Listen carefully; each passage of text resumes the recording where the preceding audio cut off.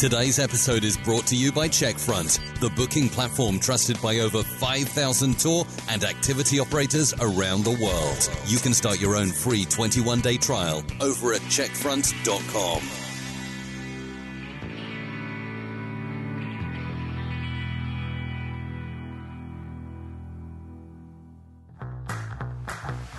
Welcome to the Tourpreneur Podcast. Travel industry veteran Shane Whaley will take you on a journey with fellow tourpreneurs, sharing their tips, ideas, insights, and success stories to inspire you to make your tour business the best it can be. And now, here is your host, Shane Whaley. Hello and welcome to episode 163 of Tourpreneur. This is the podcast where we flatten the learning curve for tour operators and travel professionals around the world. I'm going to hand over the reins to Sean Teasley because we are bringing you a fresh serving of our Meet the Marketing Agency. Today, we feature Evan Tipton over at TOMIS. We've brought on two tour operators, one who's a client, one who's shopping around. And what's really cool about this episode is Evan actually does a deep dive on one of our tourpreneurs. In fact, on two of her, she runs two different tour businesses, and he talks about low-hanging fruit, what our guests can do without spending too much money, actually, organic stuff to improve her website conversions. We talk Google ads. There's some staggering figures in this one. I was blown away what Evan has done for Billy in terms of his Google ad spend and the return. We also talk about chatbots, and I have to be honest, I'm not that au fait with chatbots. So I definitely learned a ton from Evan about chatbots and AI chatbots. And maybe I need to come out of the dark ages and start endorsing this stuff. But I have a favor. Before we go into today's episode, Sean and I want to ask you really, what do you think of these? So the format is we have the marketing agency, we have a client, we have an operator who's shopping around, and then we have Sean. And Sean is a social media strategist and digital marketing consultant over at socialtonic.us. And because she's really in the weeds with this stuff, I felt she'd be a better host than myself because it's all things digital marketing and content, etc. But we want to know what you think of this series. It is a pilot. Does cost money to produce this. Also, we're asking four people actually with Sean to give us at least an hour of their time.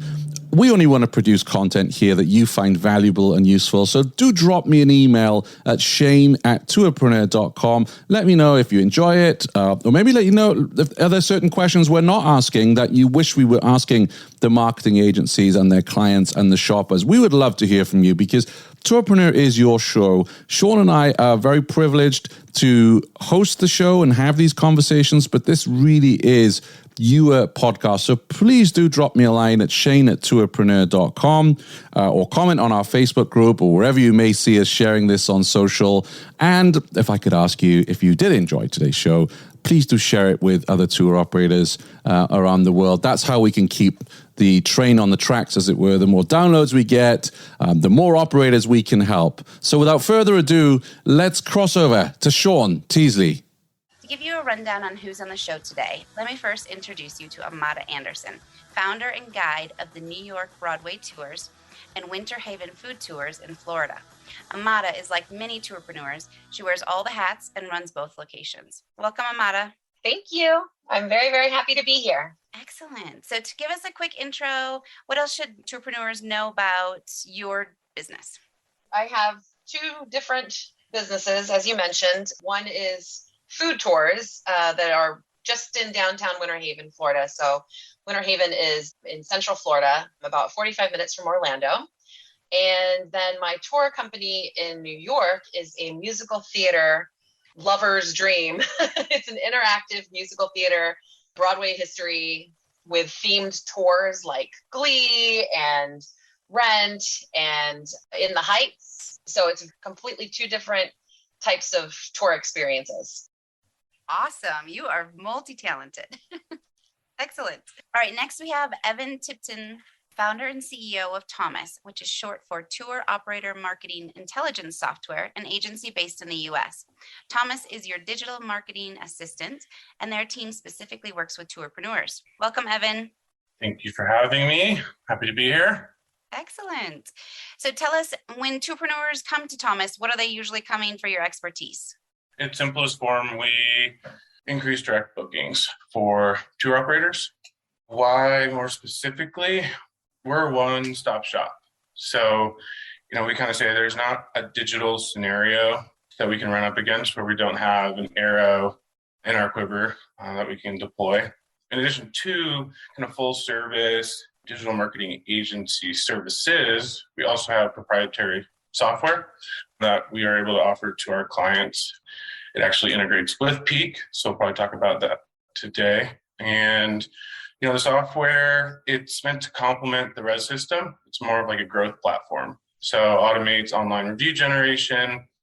We've got a lot of customer communication options, and then kind of ultimately aggregates all of your marketing and sales data under one roof for the first time to just make sense of all this data for you as a business owner. I think the second piece for why people come to Thomis is that it's very personal with us. So we have a small accounts to account manager. We call them marketing managers, but a small accounts to account manager ratio. Most of our clients have been with us for years, for the long haul to grow together. And I think that sort of intimacy, translates into very effective client communication, expectation management, and then certainly overall performance. Kind of thirdly, I would say it's our directly relevant experience in this industry. So we've been doing it for over a decade. We've got folks that have worked at reservation systems, have OTA backgrounds, have been guides themselves. So we kind of pride ourselves on being like our customer's customer. So when we're not in the office working for you, we're doing many of the same things our clients offer. And it's easier to do that being based in Missoula, Montana, especially for our outdoor recreation clients. So yeah, one-stop shop with services as well as software, client management and performance, and then the industry experience and expertise. Excellent. Oh, I can't wait to dive into that. All right. Lastly, we have Billy Marquis, president and owner of Arkansas River Tours. He joins us from Salida, Colorado, and is a current client of Thomis. Welcome, Billy. Thanks for having me. Give us a little background on your tour business, including who's your target audience. Whitewater rafting and fly fishing outfit, and we're based on the Arkansas River in Colorado. It's highly competitive. There's about 48 permits on that river, and it's one of the top commercially rafted rivers in the U.S. So competition's really tough, and those competitors range from small outfits to very corporate large outfits. Our target market is 70% of them is between 25 and 54 years old. About 52% of them are female. Most of them come from drive markets. So it's going to be Denver, Colorado Springs. And we get a lot of people from Texas. So like Dallas, Houston, Austin, San Antonio. And then behind that's going to be like Chicago and New York City. Okay. And when you say 48 permits, does that mean there are 48 other operators? Yep. Wow. Okay. Yeah, we had our work cut out for us when Billy came on board. A lot of direct competition. Whoa. Okay. Yeah.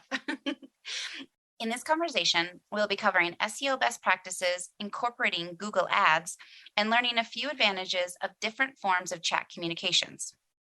Let's dive in. When operators are thinking about hiring an agency, engaging with an agency, what's important for them to realize? Are there minimums, like for instance, with working with you and your ads and their desire for ad spends? Give us a lowdown on that. So there's no minimums in terms of ad spend. The pricing model is just based on the services that you sign up for. So we're not taking a percentage of anything, or we're not incentivized to ask them to spend more necessarily. I think it aligns sort of end objectives for both parties there. They say you got to spend money to make money. We try and only lean on the credit card when it makes sense, so to speak.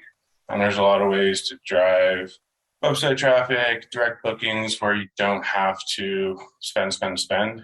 I think it's helpful when not necessarily what service mix maybe they need, but just have identified pain points and, objectives.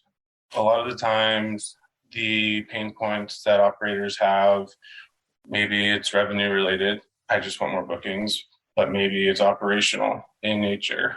If we can uncover those up front, especially even before they sign a contract, we can basically create a tailor-made sort of product and service mix for them. So, for example, if people are showing up to the wrong meeting location all the time, maybe that's something we need to address in a confirmation or reminder email, or maybe there's too many unnecessary phone calls asking basically frequently asked questions. So maybe that's indication that, the automated AI chatbot is a good fit. Honestly, one of the biggest challenges is getting all of the marketing login information that we need from new clients up front. That's so true. There's so many different components to logging in, getting access, all of that. Evan was just mentioning this idea of not leaning on the credit card as much. Do you have any examples of how that's come about with you guys? You can spend a lot of money on ads, Google ads, social ads. Social ads aren't as expensive, but with the help of Thomas, we're successfully decreased my amount of ad spend over most years. This year went up a little bit, but over what I did about 4 years ago, it's almost cut in half, which is great because we're getting more bookings organically. So 4 years ago, were you doing it on your own? Is that what you're comparing what your efforts were to then when you brought them on? Or what do you mean by? I had someone else doing them, but I was not doing it myself. It was just different mentality. Okay. Amada, let's dive into some of the SEO areas. Give us the framework of what kind of SEO efforts have you put in? Are you blogging? Are you using keywords? Are you doing Google Ads? When I launched Winter Haven Food Tours this year, I definitely got myself my Google page. And then it said something like, I tried to follow the prompts that it gave me as far as the steps of creating an ad and just making sure that people, if they Google food tours in Florida, hopefully I would pop up. And I guess I put up I think it was $75 or something like that. And I did get some traffic.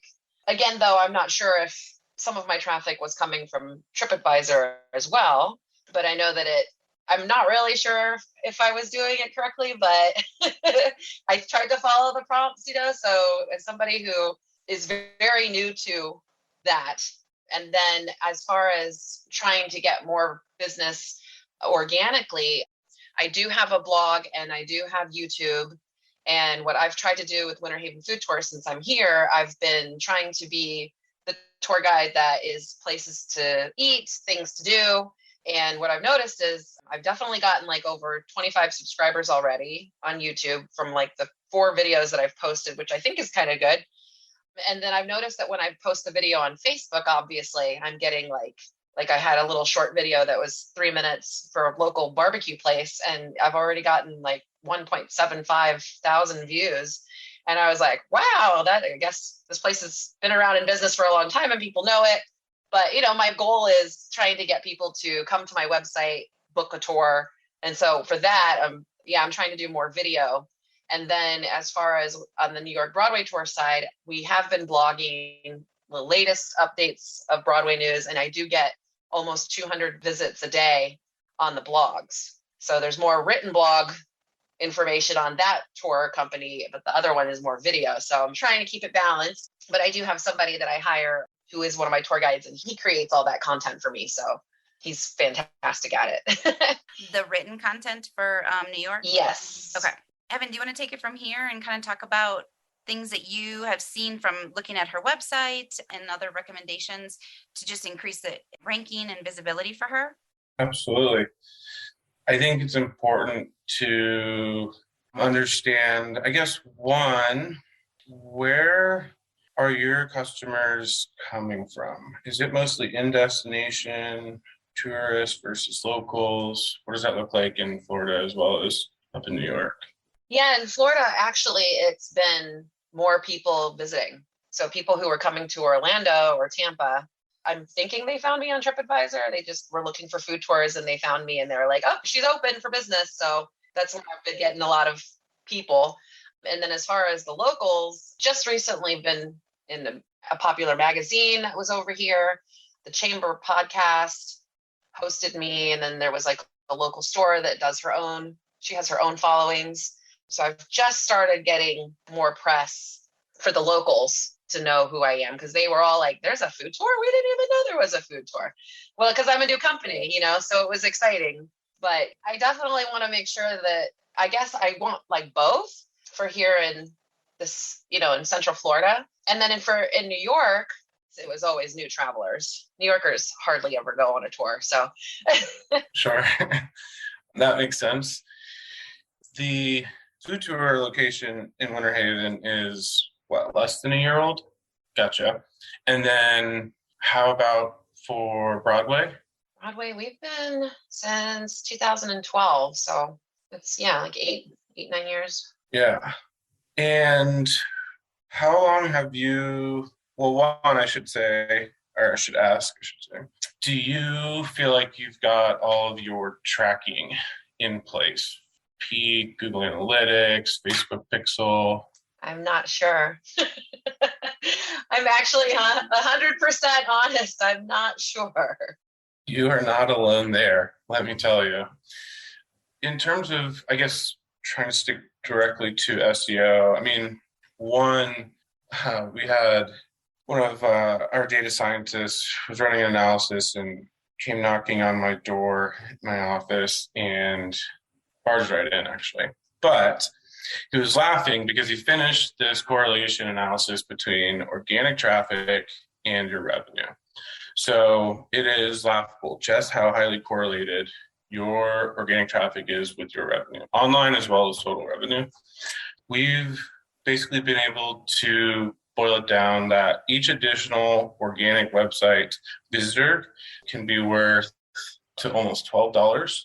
The average on our clients is around $7. So that validates that, okay, we should invest. It's definitely a long game, but it's one of those where it makes the business more resilient. There's no commission on it, which we love. And it's the best driver of sustained growth over time. So you can't cheat it, you can't fake it, and it makes it easier to forecast. It's more predictable. So we know SEO and the blogging efforts to the primary drivers in terms of getting more organic traffic is basically invaluable. If we look at the Winter Haven site, one of the updates that Google rolled out this past summer, they called it their Core Web Vitals. A lot of it has to do with site speed. There's some more technical components to it about how content's loading on your website. But there's 2 sites that you can plug your website into and sort of test and see what basically like a score, 0 through 100, and then like A through F. There's definitely work to do on the Core Web Vitals piece. We got Fs on both sites, and then a 15 out of 100 for Winter Haven and 12 out of 100 on mobile for the Google Page Speed Insights. Fortunately, that's a fairly easy fix. So you're on WordPress, and we have basically an upfront package. It's just has an hours cap, and we basically just take care of that. So we take everything that's in the red into the green and take that F, turn it into an A. And that's, low-hanging fruit, one of the easiest ways that we can, it's good, not just from an SEO standpoint, but also from a conversion rate standpoint on the website. So there's studies out there that show, again, the correlation between load time and conversion rates. So that would probably be one of the first things. Evan, is that just like a SEO optimization package that you offer? Is that kind of what you're mentioning here? So we have SEO as a monthly service, but this Core Web Vitals piece is just an upfront one-off. So we just address this very specific piece, the Core Web Vitals, which is part of the big SEO picture, but again, focuses mostly on site speed. Okay. So it's kind of like this where you start and then you get into the SEO from there.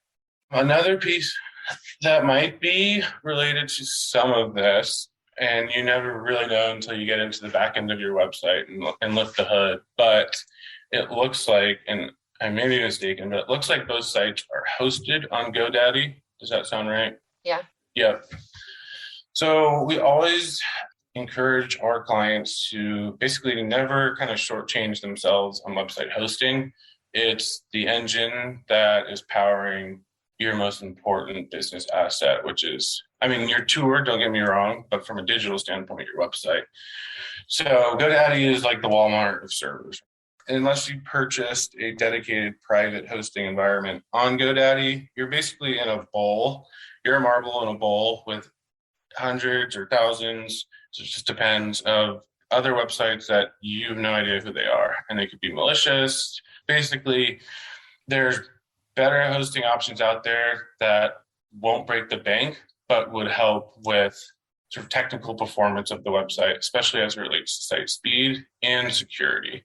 And it's always nice to know the first and last name, or at least have a phone number of the person that's hosting your website. So GoDaddy is definitely inexpensive, but that's another, I would say, kind of low-hanging fruit piece. It's just getting onto a server that can power better performance and probably be more secure. A third piece would be and this is SEO / sort of like conversion rate optimization, but without knowing, I'd venture to guess that more of your website traffic is coming from mobile devices than desktop. And I think there's definitely room to improve on the mobile experience. So one thing that we do for almost all of our clients is put on this fixed mobile menu bar. So it just sits at the bottom of the browser, and we've tested this. But basically, you have your 4 most important sort of calls to action fixed on the bottom of the mobile device. And the far right one is going to be the book button, and it's going to be in a different color. If I was a betting man, I would venture to guess that just by increasing that site speed and putting that mobile menu bar on there, you're going to see definitely increases in terms of conversion rate. Billy, do you have any thoughts on this? Like when you first started working with TOMIS, is this a process that you went through and also took on?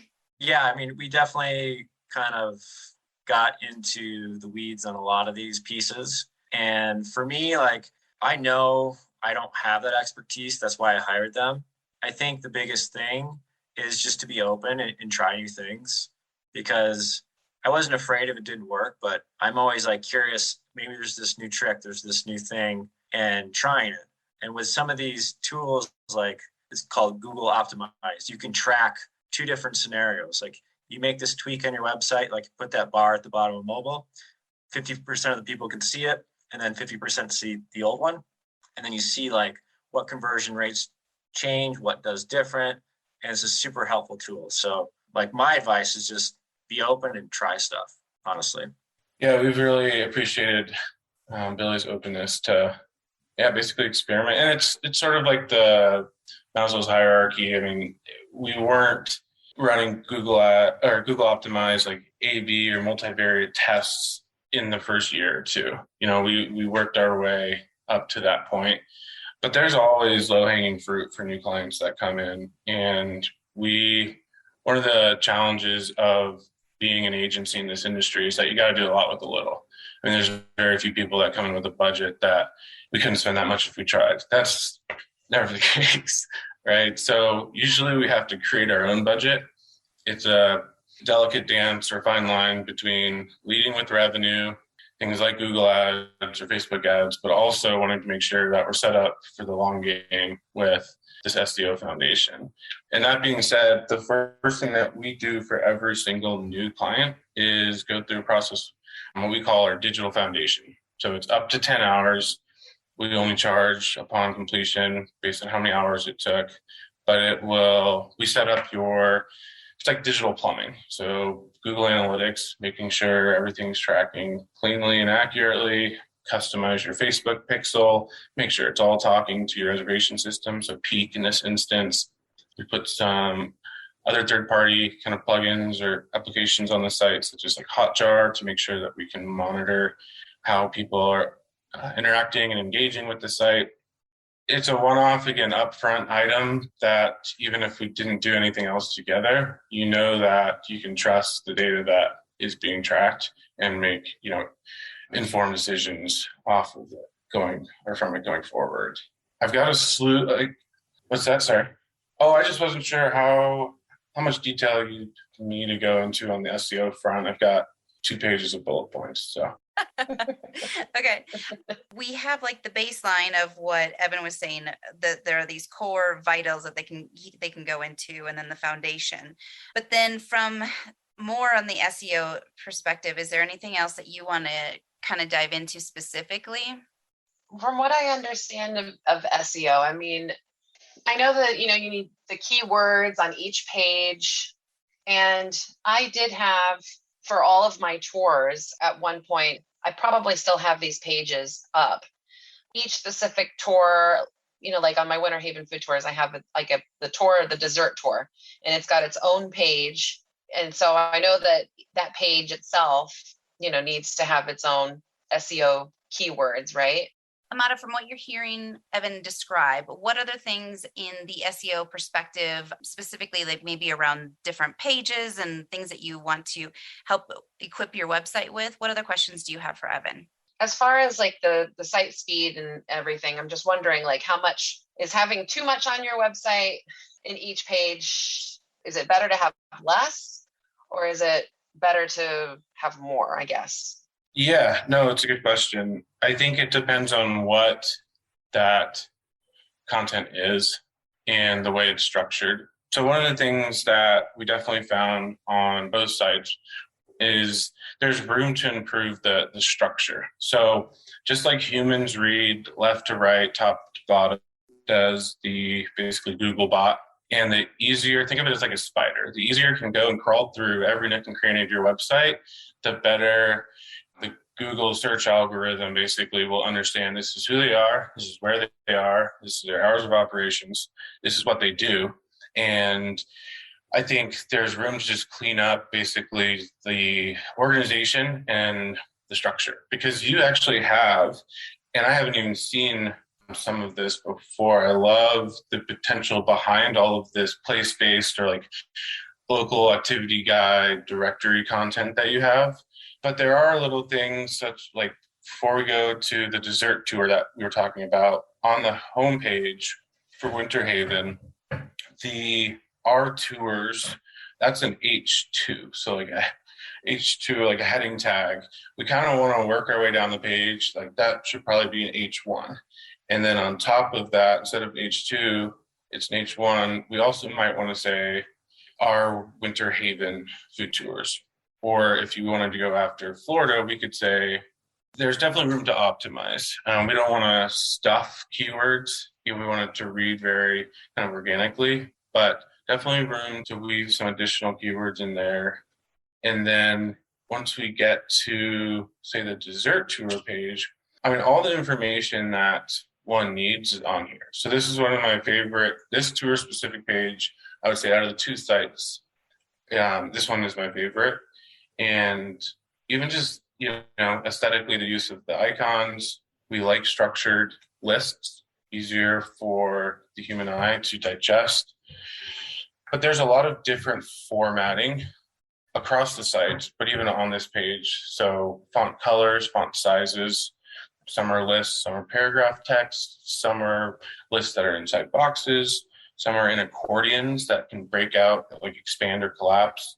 So I think if you basically focused on one of these tour specific pages and cleaned up basically create a template out of it, then you can go and apply that to the remaining, or each of the rest of the tour specific pages. For like some consistency and continuity across the whole website. Is that what you mean? Yep. Yeah, exactly. Usually we like to have, your first level homepage, most important page. A second level, maybe there's a category page like food tours or all tours. And then we've got our third level, tour specific pages. We talked about the tour specific page a little bit. The second level pages where we've got that peak embed with all the tours listed. We actually don't have it on the Winter Haven site. We have it on the New York site. One thing, since I'm here, the tours tab in the navigation menu, when you click that, it's a 404.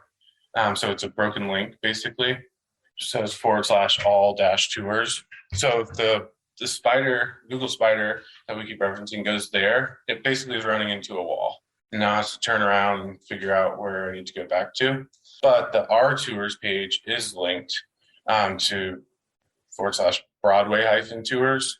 And there's just room to, again, put more structure on this page. So there's no heading tags. It's mostly made up of just the peak sort of gallery view of all the tours. So this is definitely low-hanging fruit. Again, this wouldn't take months by any means to update or improve. Got a quick message from one of our sponsors, and then we'll get right back to today's show. Stay tuned. Do you spend many nights sitting at your desk trying to figure something out in your booking system to make it work better for your business? With Checkfront, you'll always have access to a friendly support team who's quick to reply with a step-by-step solution no matter what you need help with. Find out other ways Checkfront can make things easier for you at checkfront.com/tourpreneur.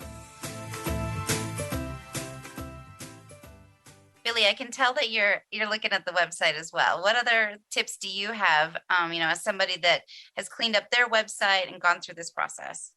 From my standpoint, I think focusing on mobile is critical. I think you should do that first. They always say mobile first, but it's true, especially if you have people in market looking. That's the first place people go. So if it's not like functioning well, pictures don't show up or crop correctly, it kind of, turns people off. If it doesn't, like that speed slow, they're going to bounce right away. What I would do is really focus in on how it looks on mobile and the ease of use, and to make sure everything's functioning as it should. It does take a lot of time to kind of go through and test everything, because I know with like my own website, it's like you look at it so many times, it's hard to see those issues or errors. But if you have another team or someone else, like they spot them a lot easier. There's all sorts of stuff. I mean, something I focused on this last year too was a lot of the messaging, and that goes in with the not so much the SEO, but it helps with that conversion. And I work in adventure travel, so like safety is a big issue, right? So it's providing that confidence, that they're going to be safe on this tour. We know what we're doing, and for your clients, they want to make sure you guys know what you're doing, and they're going to have a good experience. They're going to have good food. It's just kind of thinking like, what are those main issues that the people are shopping around for? Yeah, or obstacles to booking or feeling comfortable, confident. And you do a good job of integrating those reviews that you have on the website, which I think is definitely important. One last, and there's more. We can keep going if you want, but one other sort of, I would say, big low-hanging fruit item is it looks like there's room to either claim for the first time or at least optimize and finish filling out the Google My Business profiles. So adding your website, a category for tour operator, I think there's a food vendor, and then also a location. That'll be definitely a critical one. In our last episode, we were talking about Google My Business as well, and the value of even just posting once a week and adding a new image and then just doing some quick updates, because that also helps Google. It feeds the algorithm in the sense of that you are adding new content constantly, and it's a form of SEO optimization as well. Let's shift gears a little now and explore the basics and the advantages of Google Ads. Evan, why would tourpreneurs consider using Google Ads as a part of their overall marketing strategy? When it's done right, it works. It's very efficient and effective, and can be one of, if not the most, effective immediate revenue drivers. There's, I guess, disclaimers I would put on that. Yet there's reasons why it makes sense, or I should say there's reasons when it doesn't make as much sense. But as a whole, it's can't say our most popular service, but the lion's share of our clients use Google Ads because it works. And it also has, I would say, probably the most granular level of sort of reporting. So it's kind of like putting a tracking chip on every dollar. You're not operating in the dark, wondering, again, if the tracking's set up correctly, if it's working or not. And so, Billy, when you first started, is this something that you started with Google Ads right away, or are you doing Google Ads now? Yeah, so we did it right away, and I honestly don't have that knowledge of how to place them and what the tactics and strategies are. That's where Thomas comes in. But as the time went on, we're definitely extending the time frame when we place ads. So I have a seasonal business. We operate less than half the year. Before it was like we just do a little bit here and a little bit there. But as I move forward, it seems like I'm spending less, but I'm spreading out more over the course of the year. And it's more effective. Like from what I see, doing some of the searches for rafting in the Arkansas, it's like you'll see my ad up there and then a couple things with my business. So it kind of pushes everyone out of that first page. Not everyone's going to just go and click on that, but it does give you that number 0 position, or even 0, 1, 2, 3. I think that has a huge impact when someone's searching and they're just going to find something, click on it, and then they just, go down that customer journey. Yeah, you're taking a huge chunk of the top of the page by doing that. And that's a good example of definitely when there's competitors bidding on Billy's branded basically search terms. So we kind of have to create a moat. We can reasonably basically say that Billy made almost $12 for every dollar spent this year on Google Ads. And there's a little bit of a gap in terms of knowing exactly how many phone calls or contact forms that submitted from Google Ads actually ended up converting. But he had at least a 6x ROI just from the bookings that came online. And there are hundreds of other leads that came from Google Ads. So, definitely pencils out. It's competitive in that market, certainly. And that's one of the items I was going to mention is just there isn't necessarily a true direct competitor, say in Winter Haven for food tours. It may not make sense to go after or deploy Google Ads. In New York, certainly going to be a more competitive market, even if it's not a direct competitor. You're competing against every other thing to do, more or less. We've had success in New York, Chicago, San Francisco, you name it, and not just with kind of your core New York City Broadway tours, which I don't think you need to bid on because you show up, first organically for that. But, a client of ours has a Chinatown food tour in New York City. And, the cost per acquisition, basically the cost to get a booking from Google Ads for those tours is a little under $10. That pencils out and is basically less expensive than paying the commission to an OTA. So I think there's always ways to go after, like whether it's long tail keywords, or if you are competing with OTAs, there's sort of strategies you can deploy, such as like remarketing lists. So you can try and outbid them based on someone searching has already been to your website and you want to bid more on them if it's their second time. One of the things that we see very often when operators have set up their own Google Ads is that people don't purchase in sort of like any sort of set or like evenly distributed fashion.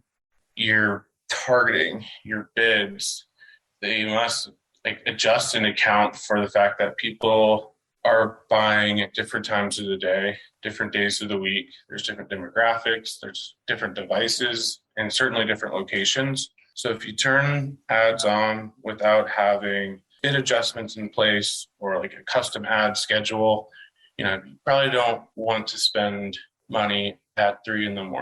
Maybe for some odd reason, people are purchasing Broadway tours at 3 a.m. But if you haven't spent your budget for it, Google will spend your money. They're very, very good at that. And so the more you can basically kind of aim small, miss small. So the more refined you can get with your targeting, and this is where the historical data piece comes in. If we know, that time of day, that day of week, those locations, and it fluctuates over the course of the year. So we have different targeting settings for Billy in the spring than we do in peak season. And as he mentioned earlier, we're telling Google we want to pay more for ads to be shown in Dallas because we know that is one of the primetime booking locations. So the worst thing that we see is people just turning on Google Ads and kind of setting it and forgetting it. So if there's active management it's set up properly, and the ads are pointed to landing pages that are optimized and well structured, it could and should be a very efficient and effective revenue stream. Evan, how long does it take to gain that traction or data to be able to know how to tweak? Tell us about that time frame there. An invaluable amount of time. I'm just kidding. It definitely depends, especially if we don't have any historical data. The more the merrier, we say, right? But, in the first 2 weeks, first 2 months, it's like a fine wine. It definitely gets better in time the more we accumulate data-wise. So, and that's one of the things that we, and Billy mentioned earlier, not every time, but we can make you more and you can spend less. But ultimately, we always want to back our way up this spending curve. So like the law of diminishing return says, at some point you're going to spend more, not necessarily make more. So we don't want to exceed that sweet spot on that curve, but we want to back our way up slowly and find that sweet spot and then stay there and optimize the heck out of it. Can you give us an example of what's a tourpreneur that comes to your agency? What's a low budget that they might approach you guys with? A tourpreneur is even option to come and spend their budget, however big it might be. It's such a tough question. There's just so much variance, but there's some that spend $100,000 to try and make $1 million from Google Ads. There's some that spend a couple thousand a year. We spend less than 1% of our online revenue with Billy this year in terms of Google Ads budget. Most commonly, we see around 2% of your online revenue, but a first-year business is definitely different than a 10-year-old business. So, a 5-day, multi-day operators with an average booking value of $16,000 is different than, a kayak rental company. So it's super loaded question, and it's hard to say, but depending on the business objectives, the competitive landscape, your average booking value, there's usually ways to make money on Google Ads, and it doesn't have to break the bank.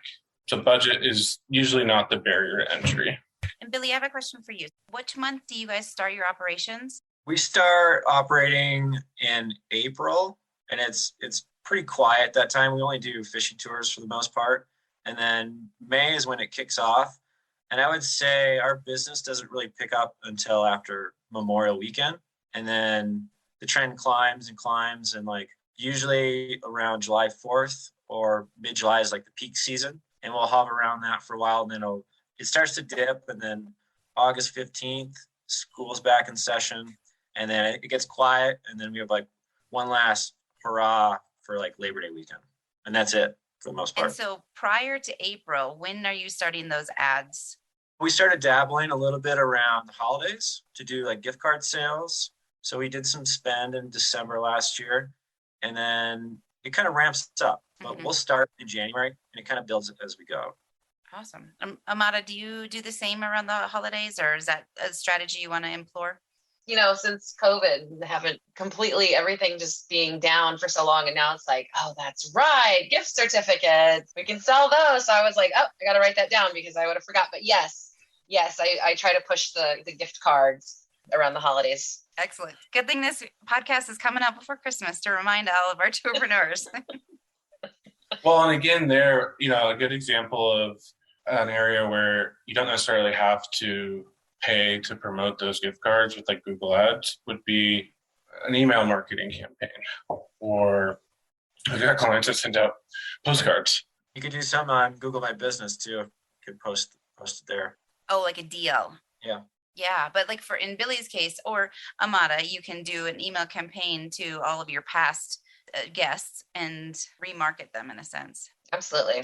Amada, you mentioned before the recording that you had some questions that you wanted to dive into the Google Pixel. Do you want to ask those specific questions here? I guess, when you create the ads and you have your targeted audience, I guess from how it's Facebook work, it's finding the people that has visited your website or visited your page, and then it's retargeting those people. Is there anything extra that I have to fix in my Pixel itself? It will, and I haven't seen the setup that you have, but typically you'll want to set up events to sort of capture.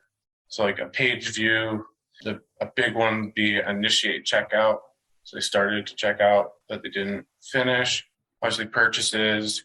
You've got forms on your website, add to cart, some product or WooCommerce script on the website. So as long as you've got the actions that we care about that a website visitor might take, if those are being collected and you're ready to set up abandoned carts campaigns or remarketing campaigns. Yeah, because when I first started, playing around with it, it was just thought, oh, okay, just put the snippet of code somewhere on your website. And then I wasn't sure, was there something else that I was supposed to be doing with it? But yeah, now that makes sense. If you create an event to tell it to do something. There's certainly been some major updates of late with iOS 14. We have basically a guide that we can send you. It's something that's part of the digital foundation that we talked about as well. But verifying your website domain in your Facebook Business Manager, setting up and prioritizing those events. And then honestly, it's putting the pressure on the reservation systems to make the changes to their pixel tracking code that we need them to make to mitigate some of the technical or tracking limitations with iOS 14. Okay, so you'd mentioned in an email to me that we could talk about AI chatbots, SMS chats, and then live chat. Is there one of those specific that you want to go into that kind of applies to either Billy or Evan? From what I'm hearing, clients come to Thomas for other marketing needs and then end up exploring AI chatbots, SMS chats, live chat. How does that all work together in the whole marketing strategy? One of the beautiful things about having an agency as well as a software platform is that, over the last 5 years, we've been able to listen to our agency clients and build software to address those pain points. And certainly one of the most common ones is I have an FAQ page, information's on the website, but they still call me, they still email me with frequently asked questions. We're now on version 3 of our AI chatbot, which we say basically if you can train a human or a staff member to answer a question, we can train the chatbot to answer it in automated fashion.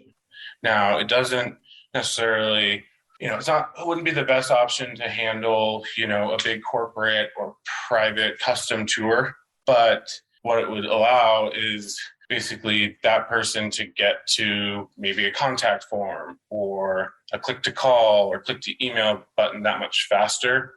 And then because you've saved that much time, not having to answer, those unnecessary FAQ questions, you can spend more time on sort of that customer experience for those big ticket corporate private custom groups. The data behind the AI chatbot is incredibly compelling. Billy's a little bit different than you, Amada, in terms of just we're running, pretty high volume, just, half day rafting trips, right? So a little bit different than Broadway or, food tours even, but the same logic still applies in terms of all of the software we've built in terms of the customer communication experience is meant to, 1, save you time, 2, basically enhance the customer experience, and 3, make you more money online. For Billy, we looked up his numbers from this year with the chatbot, and he had almost 5,000 questions come in. There's 131 bookings for almost $60,000 attributed to the chatbot. And what's interesting, so the core competency is definitely, automated customer service agent, but it's also a very effective sales enablement tool. So those that interacted with the chatbot on Billy's website this year, they booked online almost 300% higher rate than all website traffic average. So it's getting website visitors, potential customers, the information they're looking for when they're looking for it. And we live in a convenience economy, right? So if you can do that, then the result, and it's not always that high, but we are seeing basically 150% on average, at least, higher conversion rate for those that interact with the bot. Those are huge numbers. Wow. Absolutely. And what's interesting, because Billy also runs private trips, actually does a good bit of his bookings offline, only 2.6% of those 5,000 conversations asked to talk to a human. And we actually expect it to be a little bit higher. So 1,200 plus people asked the bot check availability, which is the most common question that we get, any bot gets. For instance, 239 people asked Billy's chatbot about his hours of operation. 170 people asked about age requirements. So for those, there's nothing necessarily personal about answering a question about hours of operations or cancellation policy. So if they can get that answered in real time on the site, maybe that is a blocker or barrier to move forward. So the bot can push them further down the funnel. Whether it's you or for others that aren't interested in the chatbot for whatever reason, we have two other options. So one is just traditional live chat. So you can have live chat, kind of like you have the Facebook Messenger chat on your site. We've got live chat. Probably the more popular than the live chat is the SMS chat. So for you, it works the same. We got a desktop app. We have a mobile app. So if someone comes to your website, they can, and you have the SMS chat turned on, they fill out their name and their number and their message. And what's nice about SMS versus live chat is they can take a conversation with them. I think it's unreasonable to expect someone to just stick around your site for, the next hour. With SMS chat, they can take it with them on the go. The conversation's persistent. So if they don't respond for 4 days, you'll still have that same thread. And you can respond to them if you're in the grocery store on your phone. For Billy, it's when he's on the ski lift. Likes to respond to them there. Winner chicken dinner is having the bot plus SMS or live chat. So the bot's your first layer. And if there's a question the bot doesn't understand, it'll prompt them to say, hey, would you like to speak to a live agent? So you can go from bot to SMS chat. So that 3%, 2.6% of folks still may not actually need to call you or email you, but you can now have a live, a one-on-one exchange with them. A lot of flexibility with the customer communication functionality that we have, and it's definitely evolving in terms of how people want to and expect to be able to interact and engage with, businesses. Wow, this is fascinating. I have two follow-up questions for Billy then. Based on what Evan's saying, when you do get the offline bookings coming in, how are you getting those, or what does that look like? And then what else do you have to comment about how the bot's working for you? The bot is awesome. For me, for example, it's not just about the bookings, it's about the added resources that, it automates, right? So think about, I have about 45 people on payroll during the season. Now I have one, which is me. During the off season, I have this chatbot answering all these questions for me. It frees up my time, and I don't have to hire that extra person to answer those questions. So I love the automated feature. That's one piece that I really like about it. The second piece is it tracks all those questions. Like, why are these people asking all these questions? What are these common questions? Then you look at those reports, which you have to update your answers so the bot gets smarter and smarter. But you can also take that information and apply it to your website and provide that information so they're not asking those questions. So it's like a tracking tool to really enhance your website based on direct customer feedback. That's what I love. But since this latest version, the check availability, the bot's smart enough where it integrates in the reservation system, and it'll prompt the user what trip they want, what time they want, and then it'll tell them, yeah, we have 4 spots available, or we don't have anything available until tomorrow. And then that, it turned into almost 50 grand for us this year, that's awesome. That is really cool. Yeah. So I just went to your website to look at that, and I was playing with it. And I was like, how does it know how to find the availability? Like, what? And you guys both use Peak, is that right? Billy and Amanda? I'm on Zola. Zola, okay. But yes, I'm on Peak. I've been with them since they started. And then the second question was about how we handle bookings on the back end. Evan had mentioned that you get a decent amount offline reservations. How do those people find you? Tell us what that looks like. I think he's more referring to how they're booked through a reservation system. I would say 90%, probably 95% of our clients come through some online source. That's my theory. But there's relationships with, we have some camps we work with and some other repeat customers. But I would say almost every customer is funneled through the website. So in my mind, everything is digital. We book a handful of reservations over the phone just because we are in venture travel. People want to talk to someone. They want to see if it's safe. Those are just things that are really hard to navigate without that human touch when you're a dangerous potential situation.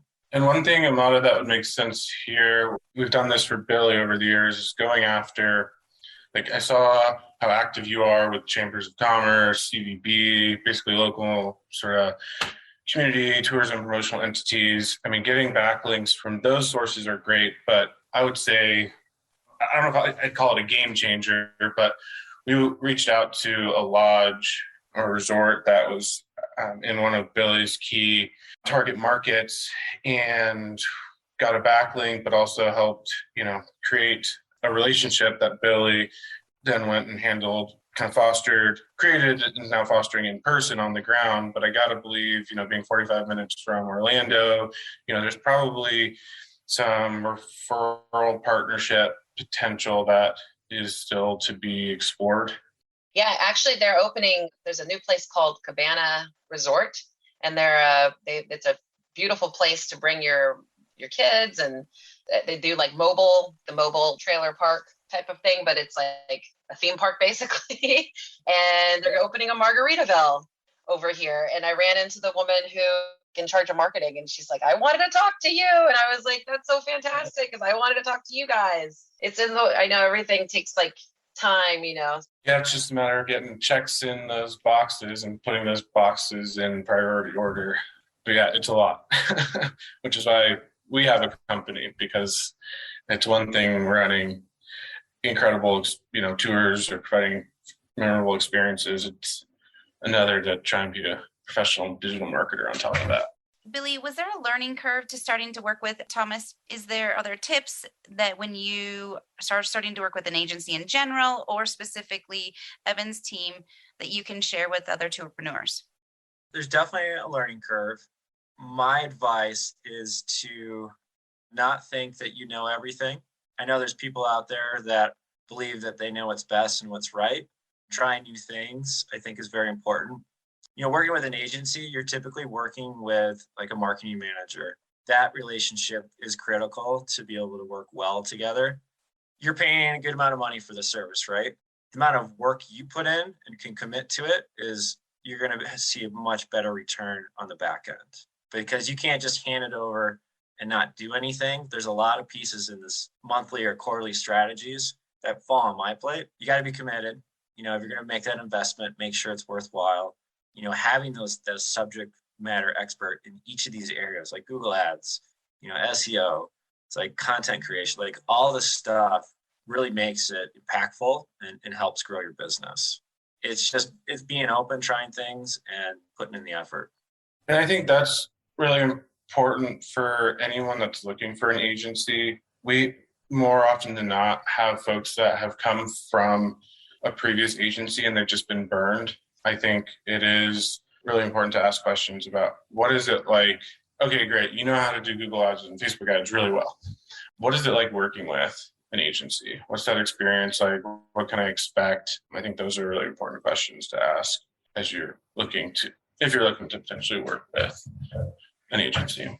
So what can a tourpreneur expect as far as like reporting and the analytics on a monthly, quarterly basis when you're running these campaigns? I can let Billy speak to it. It's definitely one of the, I would say, differentiators for us is we have proprietary software that at any point in time you can log in and see exactly how it's working. So the writing's on the wall. It's the ultimate transparency tool. It can be risky as an agency, right? If we're not performing, you can see it. So there's nothing for us to hide behind. So I would say our reporting is definitely best in class. We're also bringing in all of your data sources. So it's all right there for you. Amado, what's the biggest thing that's been holding you back from working with an agency? And has this conversation helped you today? When I first started the New York Broadway tours in New York, it was all, what's the expression, shoestring budget, basically. Like I built the site myself. I made up the tours myself. It just came with ideas that I had, throwing spaghetti on the wall, seeing what stuck.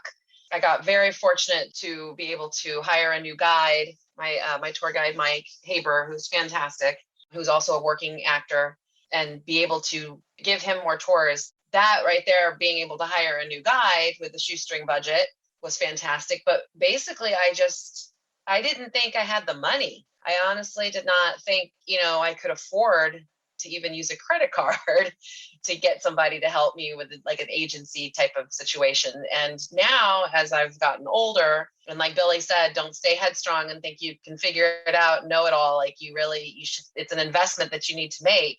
I understand that now. I understand if I need help, especially now with a new baby and the new business here, I understand that now. And so hiring an agency to help me it just makes sense. What's your biggest takeaway from our conversation today? It's just really exciting to be able to be back to work, giving tours, and also, knowing what Evan has shared with us today. I mean, a lot of the stuff in the back of my brain has rattled around, but the way he says it, obviously he lives and breathes this stuff. I'm just really thankful that I was able to have him take a look at my sites and offer his advice. And, I'd love to hear more about what other products and services they have. Yeah, that was a good deep dive into your two sites for two totally different businesses in different states. Yeah, I know it's a lot. And like I said, there's more that I want to do. I mean, I want to have this community directory, and I'm going to be working with another organization that's going to handle group theater tickets. And so you'll be able to purchase tickets and bundle packages. And so being able to do Broadway workshops and things like that. And so that's all stuff that if I'm going to be doing it, I want to make sure that I'm doing my advertising the correct way. And that way it's going to make more sense. Well, I'm going to end it there. A big thank you to my guests today. And I think we gave our Tourpreneur listeners a huge insight into some tips on increasing SEO, working with bots, and just marketing strategies in general. Thank you, everybody. Thank you so much. Thank you. Thanks for listening to the Tourpreneur podcast. Be sure to visit tourpreneur.com to join the conversation and access the show notes, including links to the resources mentioned on today's episode. This is Tourpreneur.